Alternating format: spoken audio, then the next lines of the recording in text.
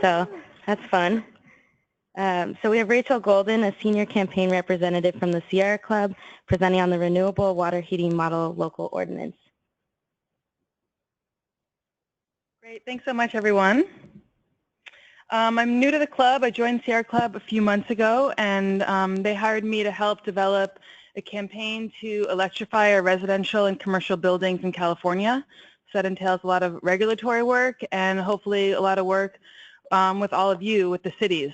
The Bay Area is 20% of California's population and is really key to both advancing our state building code and moving forward with our climate policies. So I'm really happy to be here. Thanks for this opportunity to talk about the Renewable Water Heating Ordinance. I'd like to first thank Pierre Delforge at NRDC. He's really the leading author of this model ordinance, and this is his PowerPoint that he created. So thanks to him and NRDC for their leadership in this area. And recently, Sierra Club and close to 20 stakeholders, including cities, architecture firms, energy consultants, many folks here in the room, signed on to support this Renewable Water Heating Ordinance to the CEC. So today I'd like to describe the different components of the ordinance, the energy savings, greenhouse gas savings, cost savings, and what this means for cities if they choose to adopt it.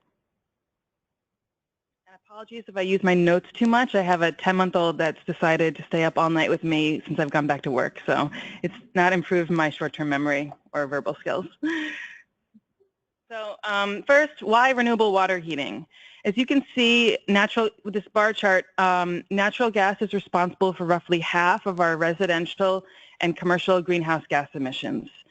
So the blue bar is our emissions from natural gas, and the red bar is our greenhouse gas emissions from electricity.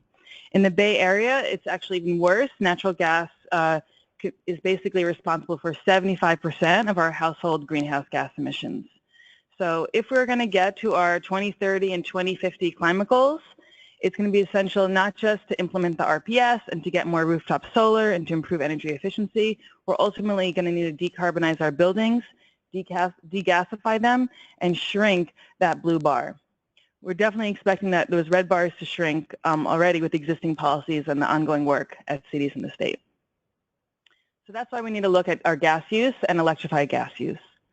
Second, why are we talking about water heating? You can see in this pie chart that water heating makes up around 50% of our natural gas consumption at the household level.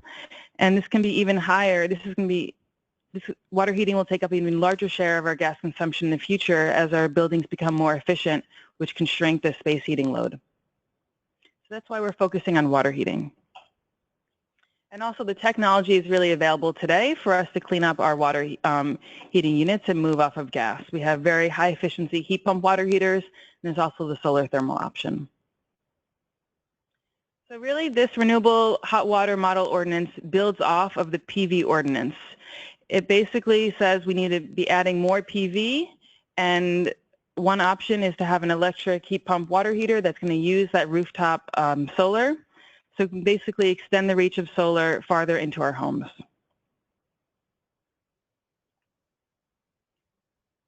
And it also just applies to new homes and major retrofits, so it's the same scope as the original solar ordinance. So let me describe a little bit about how this renewable water heating ordinance works and what this actually means for builders and homeowners. So we have three options because we want to have as much flexibility as possible when implementing it. The first, which is what we expect most folks will use, is the heat pump water heater and PV option. So basically, should I describe what a heat pump water heater is, or are people familiar? Okay.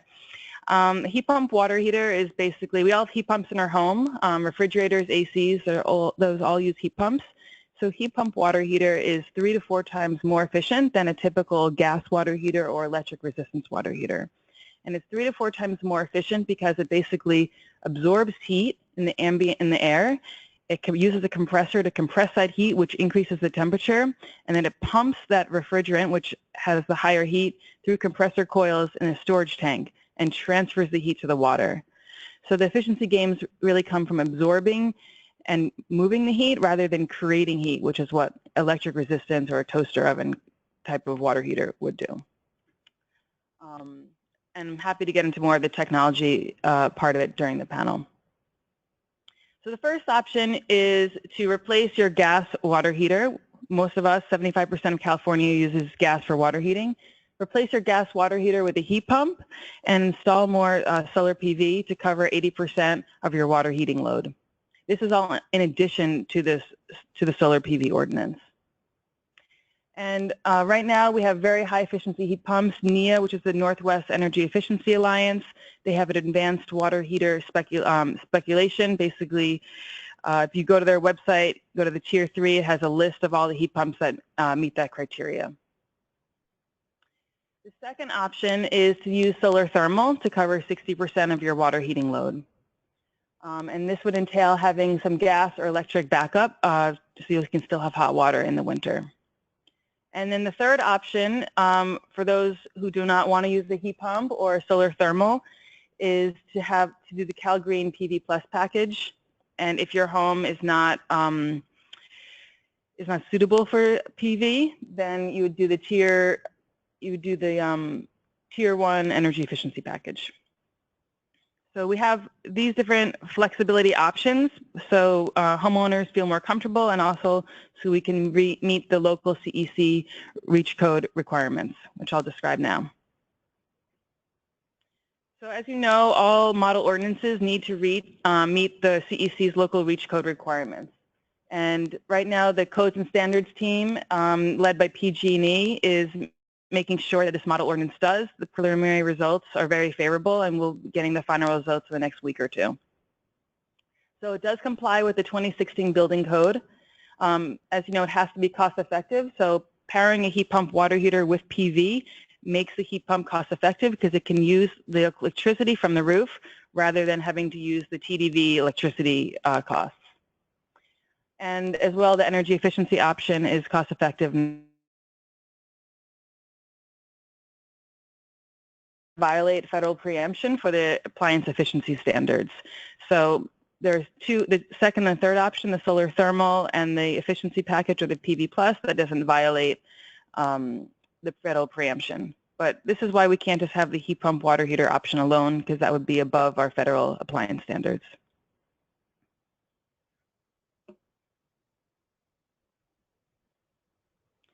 So now I'd like to walk through some of the benefits of this model ordinance.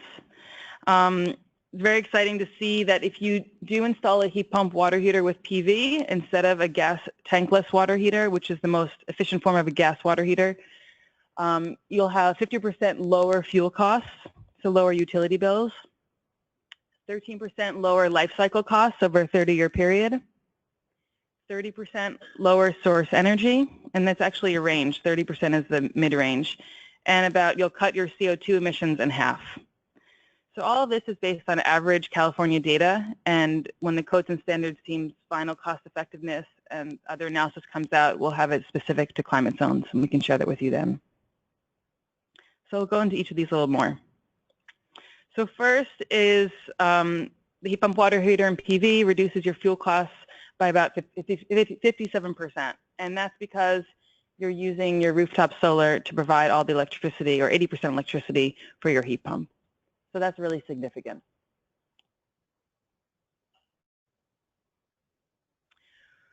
The cost effectiveness is also there with a 30-year life cycle. We see slightly lower savings in this than in the utility costs, utility savings, and that's because there's typically higher upfront costs for getting a heat pump water heater. The technology can be a bit more expensive, as well as installation is pretty costly. So that's why we're seeing slightly lower life cycle cost savings, but still the benefit is there. And again, this is based on California as an average, and we can provide climate zone specific information soon. Next, source energy. So this looks a little bit complicated at first, so we can walk through it. But basically, there's significant source energy savings by swapping out your gas water heater for a heat pump and PV. There's 3 different scenarios. Sort of the worst case is the high case for energy use, and that assumes that when you're using your heat pump, 80% of that operation is on peak. So for on peak, we're assuming that means a single cycle gas plant. The mid-case scenario is 50% of the heat pump's operation. Their water heating, your water is being heated off-peak. So part of that is coincident with solar, rooftop solar, and part of that would rely on the grid energy, which we factor in the RPS and assume a combined cycle gas plant. And then the best case scenario, which is still pretty conservative, is 80% of your water heater operation is off-peak. 50% of that is from your rooftop solar. But in reality, you can really control the heat pump water heater to heat water during off-peak when there is solar on your roof, and then use thermal storage in the tank to keep that hot water for later use. So these are very conservative scenarios, and even in these scenarios, you see savings.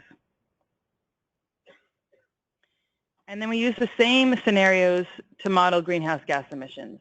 You can see even the most conservative scenario, you're cutting your emissions by about a quarter. The mid case, about 50%, and the best case, around 70%. So this is very significant. Even when you have gas at the margin, in terms of generation, you're reducing greenhouse gas emissions today. And these savings are going to increase with time as the RPS is implemented, and we'll see even greater savings when you program your water heater to heat water when there's rooftop solar. So I wanted to also show the duck curve like Amy. We need to see it twice in one day. Another benefit of heat pump water heaters is that they can be grid connected, so they can actually really extend the reach of solar into your home. So you can use the storage in your water heater to basically heat your water during off-peak, so you're not going to exacerbate the peak. So you can heat your water early in the morning and in the afternoon, and you're going to have enough hot water throughout the day and the evening for showering and washing dishes and other uses. So this is really important because this is going to help with self-consumption and self-utilization of your rooftop solar, and it will help to prevent too much export of electricity back to the grid. So lastly, people often ask, well, what about space heating? Because there are heat pumps for space heating. And this can also be very cost effective because you can use a heat pump space heater to replace both your furnace and your AC. And all electric buildings can be also very cost effective because they avoid the gas connection costs, which can be around $5,000 per house. But the problem with all electric buildings right now is that they sort of have lower customer acceptance because people who are very passionate about their gas cooking and their gas fireplaces. So while we encourage all electric buildings, it's not critical at this time, and we see water heating as the first step, and as we build out awareness, we can move towards all electric buildings.